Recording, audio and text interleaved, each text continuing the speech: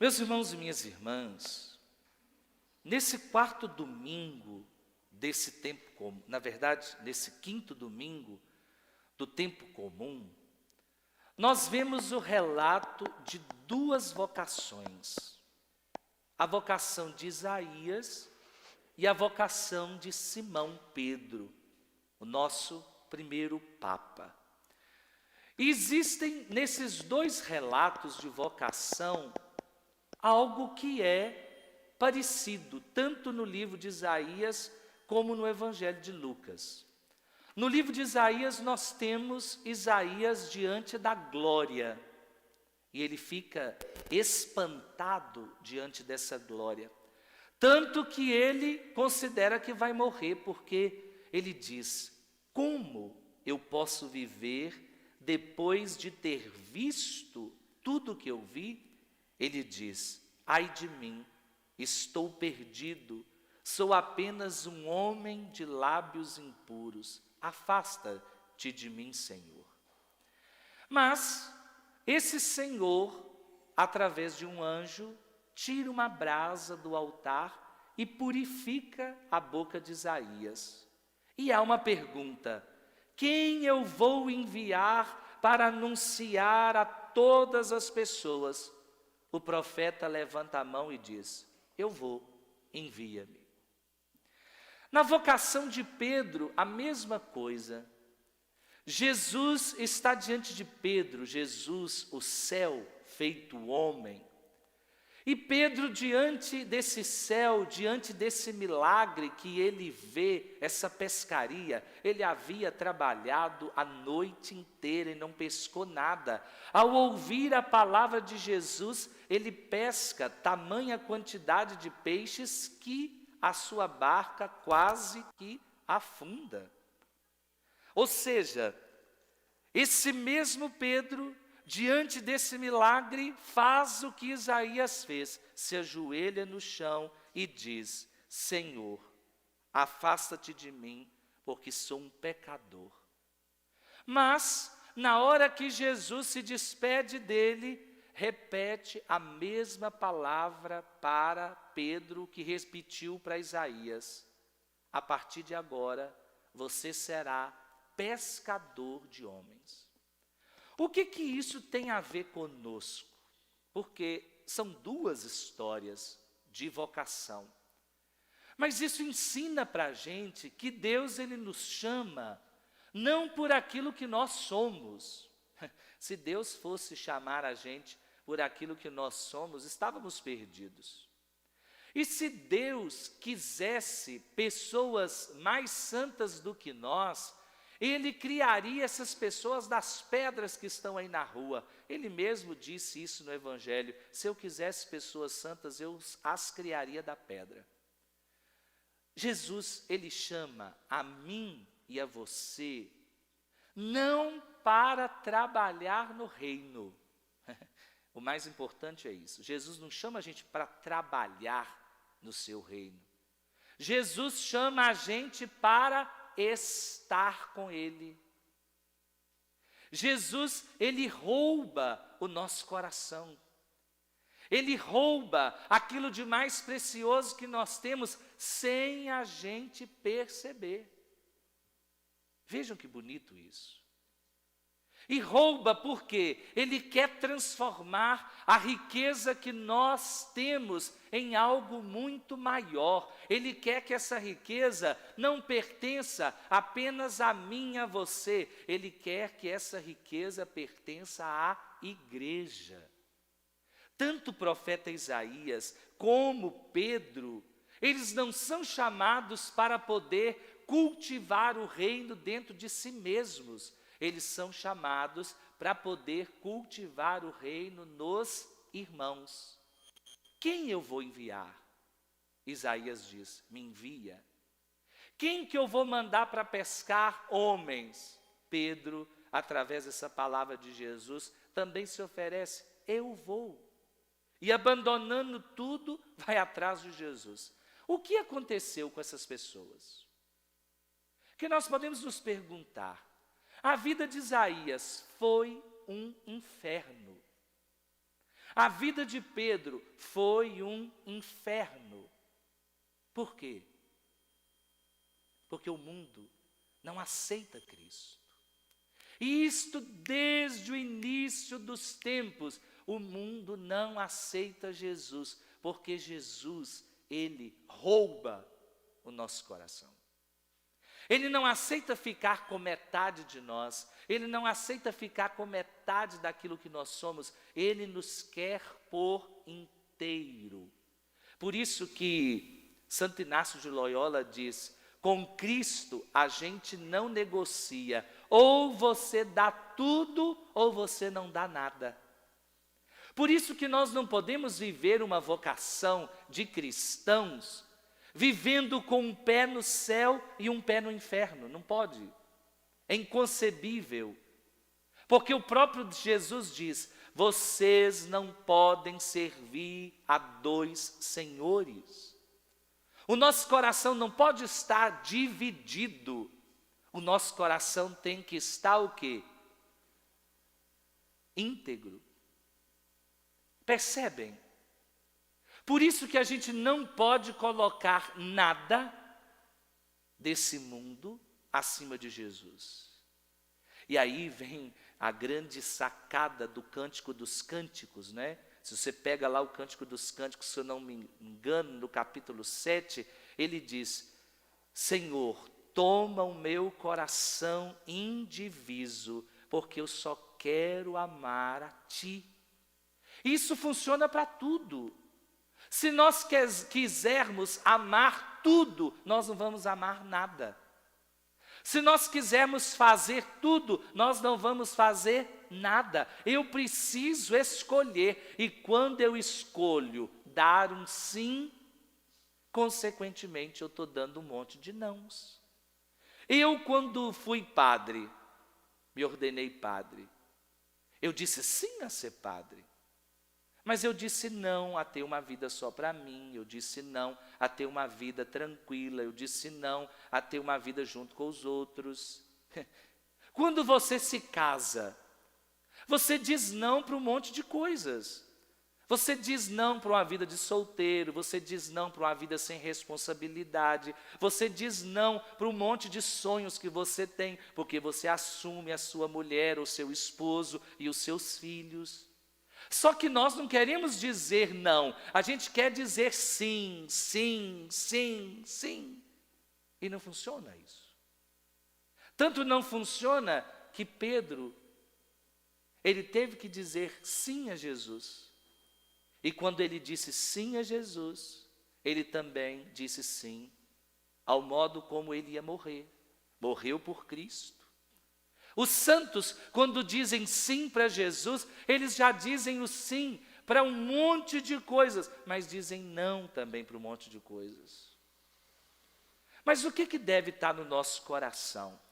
Esse salmo que nós hoje ouvimos, o Salmo 137, ele é especial para nós. Porque ele fala de um coração que, ouvindo o chamado de Cristo, ouvindo o chamado de Deus, se entregou totalmente a essa vocação. Ele começa, nós cantamos muito bem: vou cantar-vos ante os anjos, ó Senhor, e ante o vosso templo vou prostrar-me. Quem é que está diante do Senhor? Quem é que está diante do templo? Quem escolheu Jesus como princípio e fim de suas vidas. E o Salmo continua: ó Senhor, de coração eu vos dou graça, porque ouvistes as palavras dos meus lábios. Perante os vossos anjos vou cantar-vos, e ante o vosso templo vou prostrar-me. Uma pessoa que diz isso, reconhece que tudo na sua vida é graça de Deus. Ah, padre, o meu trabalho é graça de Deus. Olha, quando eu digo graça de Deus, eu não estou dizendo que você não se esforçou para alcançar. Eu estou dizendo que tudo da sua vida, Deus participa. Porque a maneira de Deus participar na nossa vida é nos cumulando de graça sobre graças. E o salmista continua: eu agradeço o vosso amor, vossa verdade, Porque diz, fizestes muito mais do que prometestes. Naquele dia em que gritei, vós me escutastes e aumentastes o vigor da minha alma. Olha, imagina Pedro, pescou a noite inteira, se esforçou a noite inteira, mas na hora que ele gritou, Jesus disse para ele o quê? Avance para a água mais profunda e lançai as vossas redes. E não era um homem preguiçoso, um homem que deixou de trabalhar, não. Ele fez tudo aquilo que estava ao seu alcance e ele não conseguiu. Mas quando ele deu o passo maior que Cristo permitiu, está vendo? Olha, a gente consegue ir até um ponto. Chegando àquele ponto, às vezes a gente quer voltar atrás. E aí a gente precisa pedir a Jesus, Senhor, salva-me.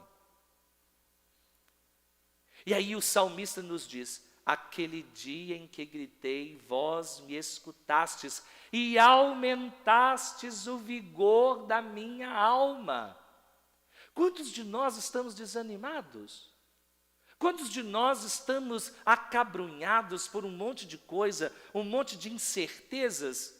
E às vezes é preciso a gente gritar ao Senhor. E o salmista continua. Estendereis o vosso braço em meu auxílio, e havereis de me salvar com a vossa direita. E aí ele diz uma palavra maravilhosa que eu sempre guardo no meu coração, e eu gostaria que vocês também pudessem guardar essa palavra, quando ele diz assim, completai em mim a obra começada. Ó Senhor, vossa bondade é para sempre. Eu vos peço, não deixeis inacabada esta obra que fizeram vossas mãos. Olha que bonito isso. A gente olhar para Deus e dizer, Senhor, eu sei que eu não sou nada. Eu sou do pó. Eu sou o pó. Eu sou pequeno, mas eu te peço, não deixe essa obra que o Senhor começou sem término. E entenda o que significa isso. É você se colocar na mão de Deus para que Deus te molde do jeito dele.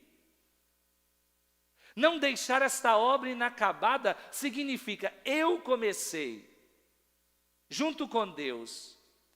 Mas pode ser que num momento da minha vida eu abandone a Deus. Então eu estou dizendo, não deixeis com que esta obra fique inacabada. E nós rezamos, né? No dia que você morrer, se Deus quiser, amanhã ou depois, eu vou dizer em cima do seu caixão assim, olha, o Senhor complete em ti a obra que Ele mesmo começou no seu batismo. Olha o salmo aí. Não tem mais nada para fazer. Ali você está entregue totalmente na mão de Deus. E eu, se eu estiver aqui, eu vou rezar em cima do seu corpo. Olha, o Senhor complete em ti a obra que Ele mesmo começou no teu batismo. Isso é maravilhoso. Somente quem tem o coração voltado para Deus é capaz de compreender essas palavras não apenas como poesia, mas como força. Não apenas como conselhos de autoajuda. Isso não é autoajuda. Muito pelo contrário, isso aqui é força de Deus. Isso é graça de Deus. Isso é alimento sólido de Deus para a nossa vida. Que hoje a gente, ao ouvir essa palavra, ao escutar essa vocação de Isaías, ao escutar a vocação de Pedro, a gente possa dizer a Jesus, Senhor, eu te bendigo e te dou graças, mas complete em mim a obra que o Senhor começou. Não deixe essa obra ficar inacabada, não. Por isso que eu acho que a gente deveria usar uma camisa, tem que ser muito mais espiritual do que uma camisa física, com o seguinte dizer, estou em obras, Espírito Santo trabalhando. Vocês já viram aquelas placas que a prefeitura coloca, a Copasa, desculpe o transtorno, estamos em obras. Eu acho que a gente deveria carregar essa placa no peito, porque nenhum de nós é perfeito. Ninguém é perfeito. Mas tem um detalhe. Se a gente permitir que Deus nos construa e nos reconstrua, a gente pode ir muito longe. E a obra que Ele faz, ela é maravilhosa. Não existe nenhuma obra mais bonita nesse mundo do que o ser humano redimido por Deus. Não existe. Não sei se vocês já encontraram com pessoas raras assim. A gente encontra com muita gente que foi restaurada por Deus. O olhar é diferente. O comportamento é diferente. O modo de falar é diferente. E eu peço a Deus que Ele possa dar a graça a mim e a vocês também, da gente poder ser essa obra que Deus constrói dia e noite. No instante de silêncio, peçamos a Jesus isso em nossas vidas, para que possamos avançar para as águas mais profundas.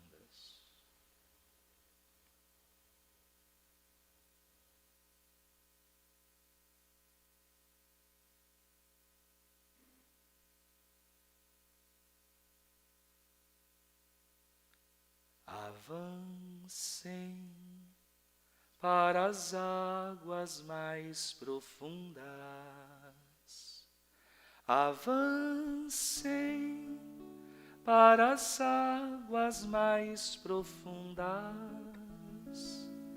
Avancem, avancem para as águas mais profundas.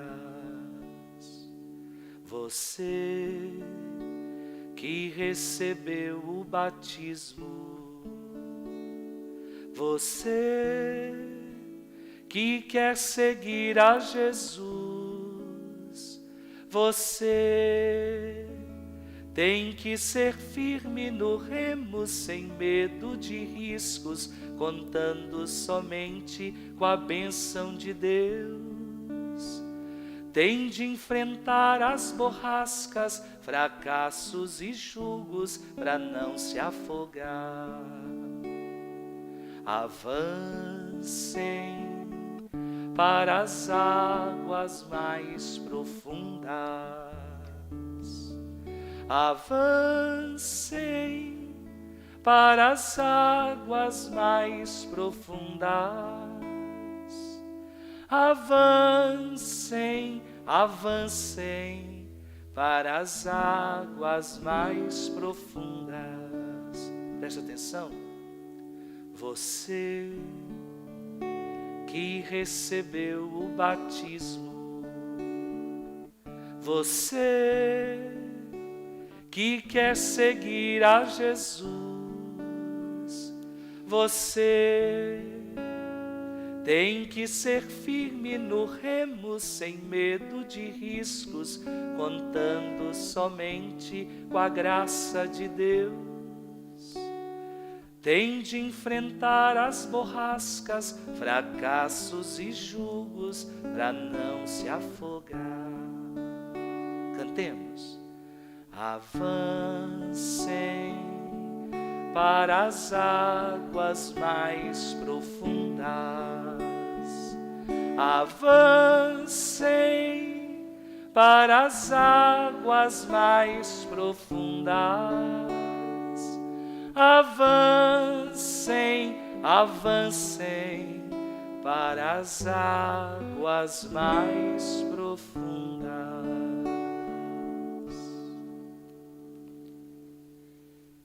Ao Senhor apresentemos